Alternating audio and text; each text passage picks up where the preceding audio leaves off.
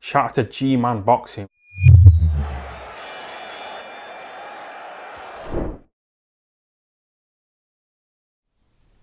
Alright, people, in the aftermath of Canelo versus Triple G, the scorecards were revealed.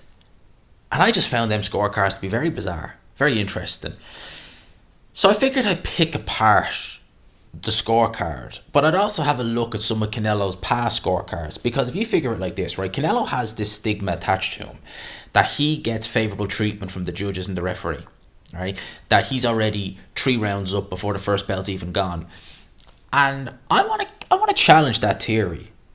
Yes, in the past, Canelo has had favourable decisions, and he's had close fights, which you look at the scorecards and you just think, what the hell was that in terms of the scorecard? You're just thinking, like, that's a close fight, and you've scored it to Canelo by that margin. But since it's been on DAZN, that's not really been happening, has it? I mean, if you think about it, like, when's the last time Canelo was in a close fight where we saw a really wide scorecard? Well, it was on the HBO days. That's when it was. So I'm going to pop the screen share in, and the rest of this video is going to be audio. And I'm going to go and just assess Alvarez's scorecards and compare the zone cards to back when he was fighting on Showtime HBO. Interestingly, Dave Moretti was scoring in this fight. Now, you'll see his name a lot in this video. Hope you enjoy it. And before I go, right, actually, before we do this, but I'm not going to go anywhere. I'm just, it's going to go into an audio format now.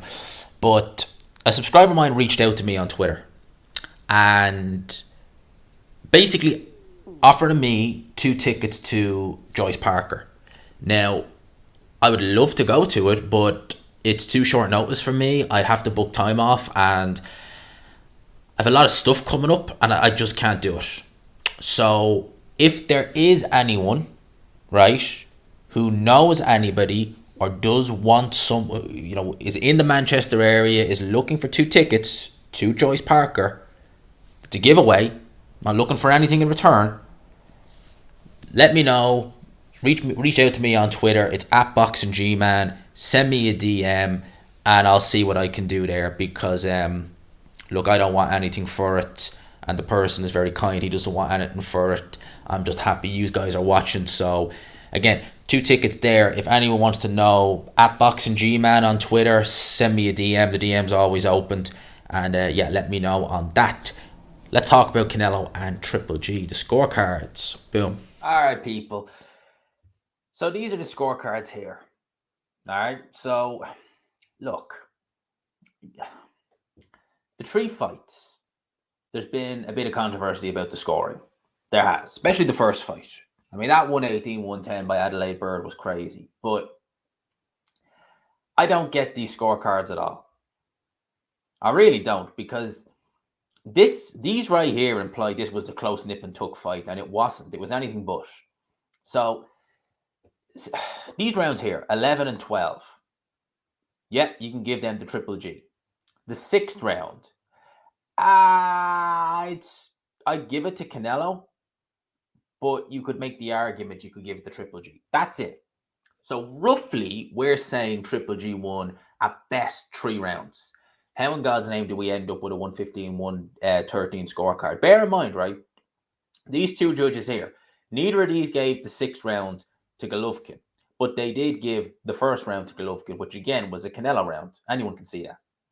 All it takes is one of them to give this 6th round to Golovkin, and we have a majority draw. Now, that really would have been crazy.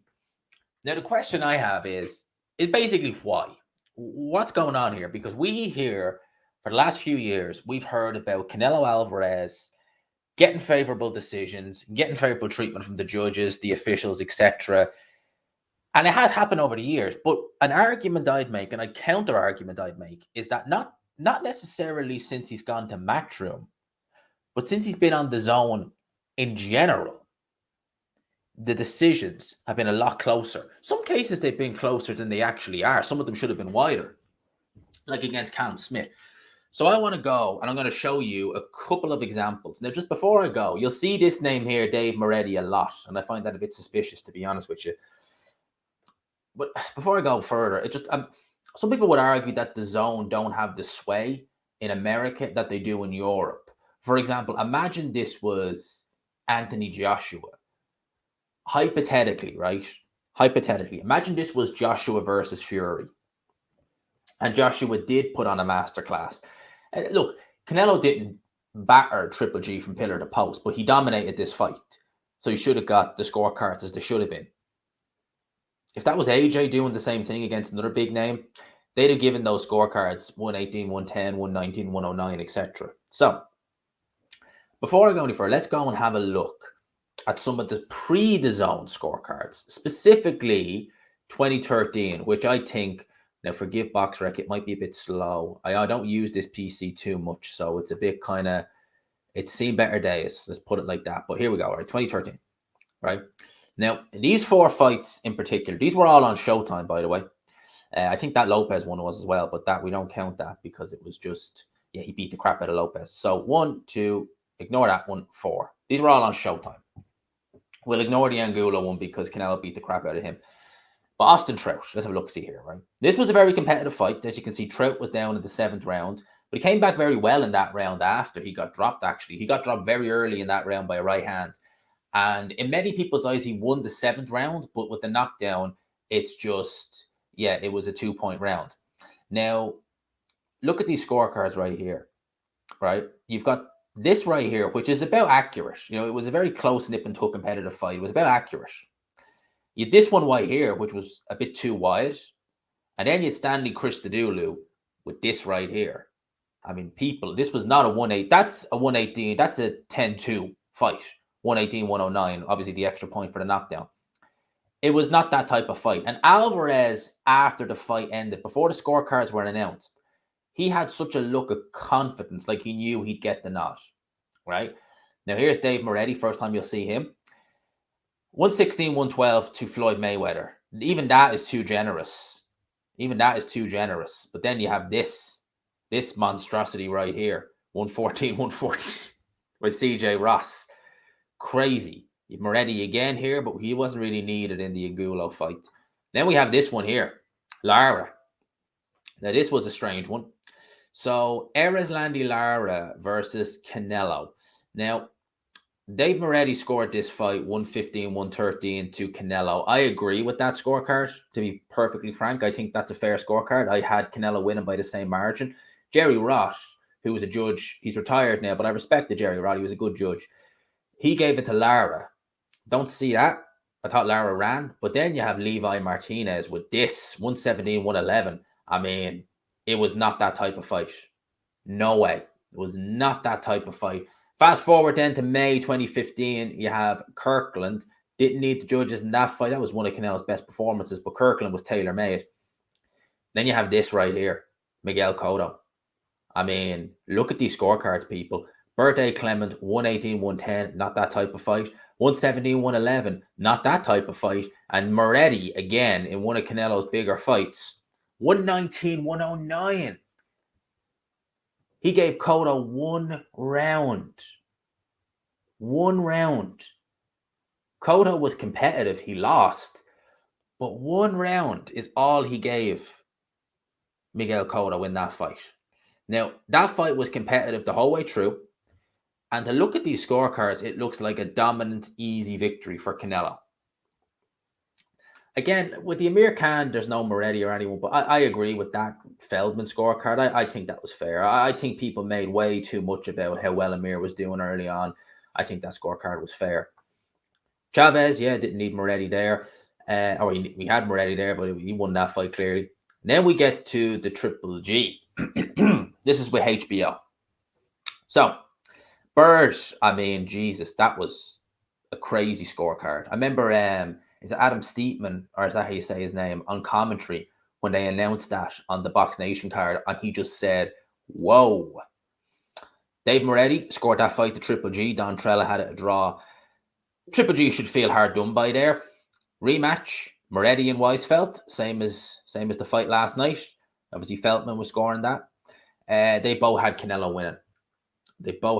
winning. Now we're on to DAZN. So we move on to the Canelo with DAZN. And this is where you start to see the scorecards start to change. So Fielding, could have got rid of him in a round, not that important. Look at this here, right? Danny Jacobs, Moretti, Weisfeld, Feldman. Now, they all had it pretty. That's actually identical to the Triple G trilogy. But it was a close nip and tuck fight. Jacobs had his moments. Canelo won it. But there was no bizarrely wide scorecard. Then Kovalev, Julie Lederman had it 96-94 to Canelo, as did Moretti. Again, Moretti scoring a big fight for Canelo. And Don Trella, who scored the Triple G Canelo fight, a draw. He had a draw going into the 11th round when Canelo stopped Kovalev. So again, close fight, nip and tuck. If that fight had gone distance, it could have been a draw, could have been a split decision, who knows? But no wide scorecard. Then Callum Smith over a year later. And it's the opposite. You're like Steve Morrow, he was generous to Callum Smith, giving him that scorecard. And so were these two judges, because Smith didn't do anything.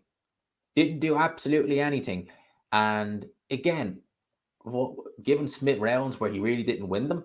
Moretti again for the Yildirim fight. That was never going to be needed. Then we have Billy Joe Saunders. Tim cheating him. Had the fight close for Canelo. Canelo was winning the fight. And I agree with these scorecards, but there was no eyebrow raiser. No eyebrow raiser. Weisfeld and Moretti again. In the Plant fight, they both had Canelo firmly in the lead there. Yeah, Plant won a round or two in there, definitely. But that was a Canelo fight. And that was on Showtime. So bear that in mind. And this was very close going into the 11th round. I don't agree with that scorecard. And then we're back on the zone. Back onto the zone. So, Moretti and Weisfeld again. 115, 113 to Bivol.